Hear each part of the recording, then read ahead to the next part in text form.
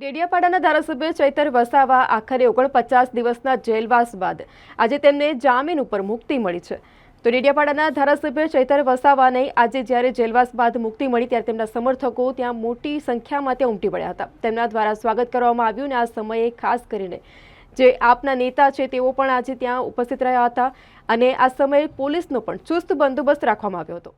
આખરે 49 દિવસના જેલવાસ બાદ આજે ડેડિયાપાડાના ધારાસભ્ય ચૈતર વસાવાની જામીન ઉપર મુક્તિ મળી છે। ચૈતર વસાવા જેલમાંથી બહાર આવતા જ સમર્થકોમાં ભારે ઉત્સાહ જોવા મળ્યો। ધારાસભ્યને વધાવવા માટે રાજપીપળા જેલ નજીક લોકજુવાળ ઉમટી પડ્યો હતો। તો રાજપીપળા સહિત ડેડિયાપાડામાં પોલીસનો ચુસ્ત બંદોબસ્ત ગોઠવવામાં આવ્યો।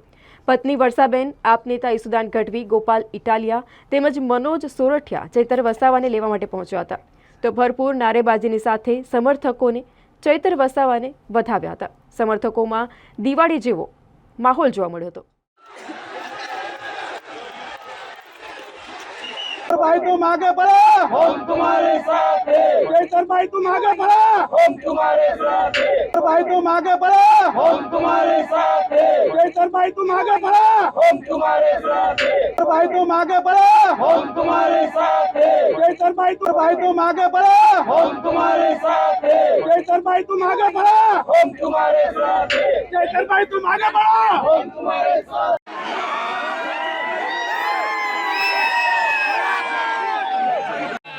तेरा बाप आया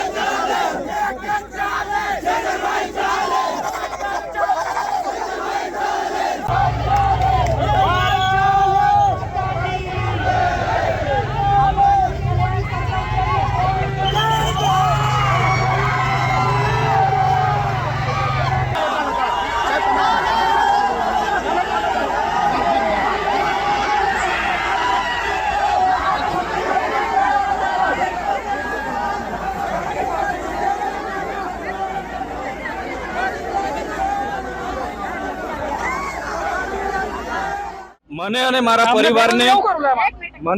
પરિવારને રાજકીય ષડયંત્ર અંતર્ગત અમને ફસાવવામાં આવ્યા હતા અને છેલ્લા 3 મહિનાથી મારા ધર્મપત્ની શકુંતલા અહીંયા જેલમાં છે અને મને જ્યારે નામદાર કોર્ટે સેશન કોર્ટે જામીન આપ્યા છે અને શરતી જામીન આપ્યા છે અમે એમને આવકારીએ છીએ અને આ શરતો કાઢવા માટે આવનાર દિવસોમાં આગળની હાઈકોર્ટની અપીલ પણ અમે કરીશું।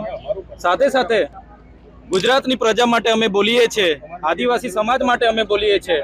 નર્મદાના પૂર વખતે અમે બોલ્યા હતા, આ વિસ્તારોમાં નેશનલ હાઈવે હોય, જીઆઈડીસીઓમાં જે આદિવાસીઓની જમીનો જાય છે એના માટે અમે બોલીએ છીએ, યુવાનો માટે બોલીએ છીએ, શિક્ષિત બેરોજગારો માટે બોલીએ છીએ।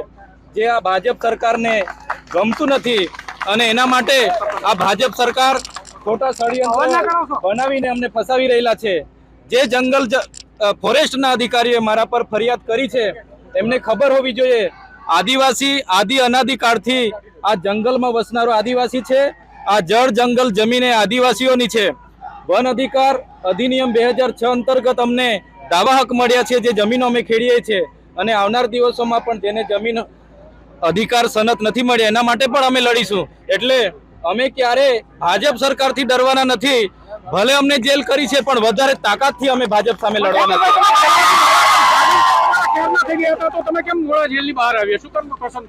મારા ધર્મપત્ની છેલ્લા 90 દિવસથી જેલમાં છે।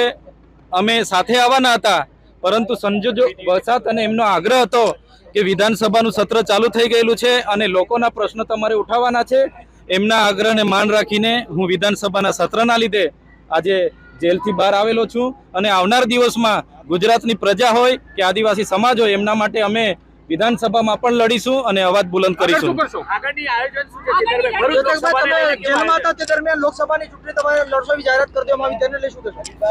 ભરૂચ લોકસભા ચૂંટણીમાં માન્ય અરવિંદ કેજરીવાલજી અને ભગવત માનજી મારી મુલાકાતે આવ્યા હતા અને એમણે કીધું છે કે ચૈતરભાઈ તમારે લડવાનું છે। એટલે અમારા રાષ્ટ્રીય અધ્યક્ષ જ્યારે કહેતા હોય ત્યારે અમે પૂરી તાકાતથી ભરૂચ લોકસભા લડવાના છે અને ભરૂચ લોકસભા જીતવાના પણ છે. કોંગ્રેસ સાથે ગઠબંધનની પણ વાત છે. કોંગ્રેસ સાથે ગઠબંધનની પણ વાત છે. નર્મદા જિલ્લામાં આંબા ઉપર પ્રતિબંધ લગાવવામાં આવ્યો છે. શું કહેશો આગળની રણનીતિ તમારી? જે નર્મદા જિલ્લામાં હું એક લોકપ્રતિનિધિ છું. મને અહીંના લોકોએ 1 લાખથી પણ વધારે મતોથી ચૂંટાયા છે અને અહીંના લોકોએ ધારાસભ્ય જેવા લોકપ્રતિનિધિ પર એના વિસ્તારમાં એના ઘરે પ્રવેશબંધી એ તો દુઃખની વાત છે. આજે દેશની લોકશાહી ખતમ છે, પણ અમે લોકહિત માટે અને લોકશાહી બચાવવા માટે પણ લડીશું અને જે પણ શરતો છે એને નાબૂદ કરવા માટે અમે નામદાર હાઈકોર્ટમાં આગળ પિટિશન કરીશું. ગઠબંધન રાષ્ટ્રીય કક્ષાના નેતાઓ કરતા હોય છે. 28 જેટલા દળોનું ગઠબંધન છે. આવનાર દિવસોમાં અમે ગઠબંધનમાં રહીને લડીશું અને ભરૂચ લોકસભા હોય કે બીજી ગુજરાતની બીજી લોકસભા હોય, ગઠબંધન જે પણ નક્કી કરશે એ અમને માન્ય રહેશે ને એ રીતના અમે આગળ વધીશું. પટેલ ટ્વીટના માધ્યમથી કહે છે કે છોટુ વસાવા મને સહકાર આપવાના છે આદિવાસી નેતાઓ. મુમતાજબેન પટેલ સ્વર્ગીય હેમંતભાઈ પટેલના પુત્રી છે અને ઘણું સામાજિક કાર્ય પણ કરે છે. એ લોકોની વચ્ચે પણ કાયમ રહેતા હોય છે. સ્વાભાવિક છે કે એમણે પણ લોકસભા લડવાની છે, પરંતુ ગઠબંધન જે પણ નક્કી કરશે એ ગઠબંધનને આખરી નિર્ણય હશે, રાષ્ટ્રીય કક્ષાના નેતાઓ નક્કી કરશે એ પ્રમાણે અમે આગળ વધીશું. અમારી હાલના તબક્કે ભરૂચ લોકસભા લડવાની પૂરેપૂરી તૈયારી છે અને અમે મજબૂત ઉમેદવાર પણ છે.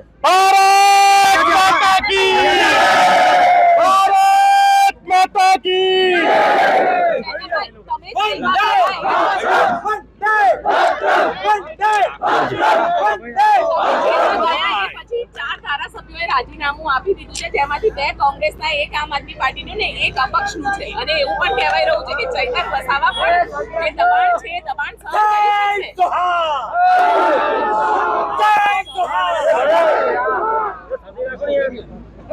હવે અપક્ષના ધારાસભ્ય કે કોંગ્રેસના ધારાસભ્ય ભાજપની દબાણ વશ આવીને રાજીનામા આપ્યા હશે. ભાજપે અમારા પણ સામ દામ દંડ ભેદ નીતિ અપનાવી જ છે. આ પણ એક રાજકીય ષડયંત્રનો ભાગ જ છે.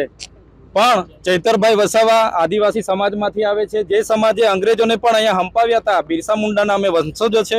અમે ક્યારેય ભાજપ સામે નમવાના નથી, પણ પૂરી તાકાતથી અમે ભાજપ સામે લડીશું.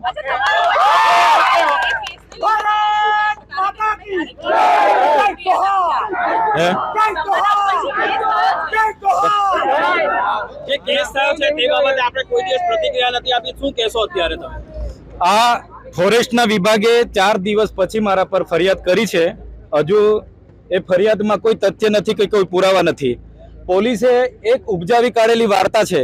પોલીસે એવું કીધું છે કે આ માથાભારે શખ્સ છે, આ તમસી મગજનો માણસ છે, જાનમાલને નુકસાન કરે છે અને ડીગા પાટુનો વારે ઘડે માર મારે છે. હવે આ લોકોએ મને ચૂંટ્યો છે તો કોને મેં ડીગા પાટુના માર મારું છું ભાઈ? કોના જાનને કોના માલને મેં નુકસાન કર્યું છે?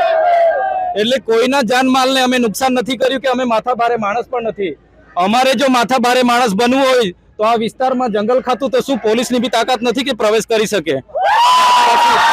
એટલે આ પોલીસે અને ભાજપના લોકોએ બનાવી કાઢેલી વાર્તા છે. આવનાર દિવસોમાં સત્યનો વિજય થવાનો છે. સત્ય હાલ પરેશાન થઈ શકે છે, પણ સત્ય પરાજિત નથી થવાનો. સત્યનો વિજય થશે. છેલ્લો સવાલ, ચૈતર વસાવાનું નવું સરનામું શું હશે? ચૈતરભાઈ વસાવાનું હાલનું સરનામું નર્મદા અને ભરૂચ જિલ્લામાંથી બહાર રહેવાનું સૂચવેલું છે. નામદાર કોર્ટનો અમે માન આપીએ છીએ, સન્માન આપીએ છીએ. હાલ હું ગાંધીનગર સેક્ટર 21 7મો બ્લોક 7મો રૂમ ત્યાં મારું જે ક્વાર્ટર છે ત્યાં હાલના તબક્કે હું રોકાવાનો છું.